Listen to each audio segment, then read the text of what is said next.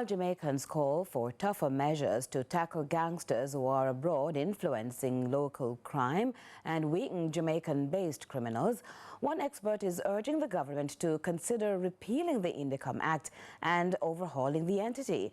Those suggestions, as a crime fighter shares aspects of the act allegedly serve as a burden to law enforcement while emboldening the criminals. Neika Lewis picks up that story.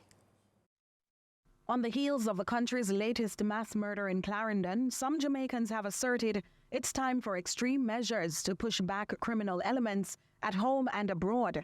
But criminologist and crime fighter Dr. Jason Mackay says Jamaicans are not ready for the extreme measures needed to yield the drastic change demanded.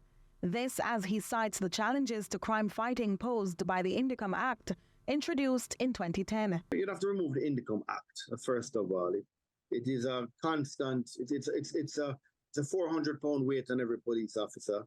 They no longer have the right to remain silent. This organization's funding is still in question. Where are they getting their money from? What are their deliverables? You know, and it is something that impacts the ability of the normal police officer. You have police officers who simply don't care and will work and take their blows. Whether it be losing their visa or being charged. Dr. Mackay says the act is also demeaning. Basically, it's the act that's the problem, because it's not the bad people who work there. A lot of good people work there. There's some people who work there may not be that great, but a lot of good people work there. But the act in itself is demeaning. It takes away the right of a police officer, but doesn't take the right away from a criminal. So once you have this type of divide in a country, you're not seriously at war.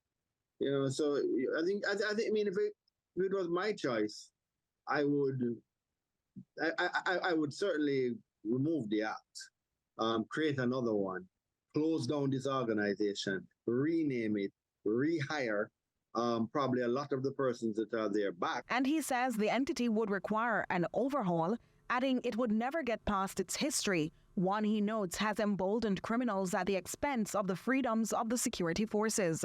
The 2011 to 2017 period and so on, that it has to be remade, removed and remade, you know, rebooted, new name, new act, serious rules against international influences, because we are an independent country last time I looked on the money, you know, and then seriously take on this fight, you know, create laws that divide the gang member from the regular citizen of Jamaica as it relates to remand, as it relates to travel privileges. He concludes what the local security forces are up against is not to be seen differently from the terrorist actors in other countries.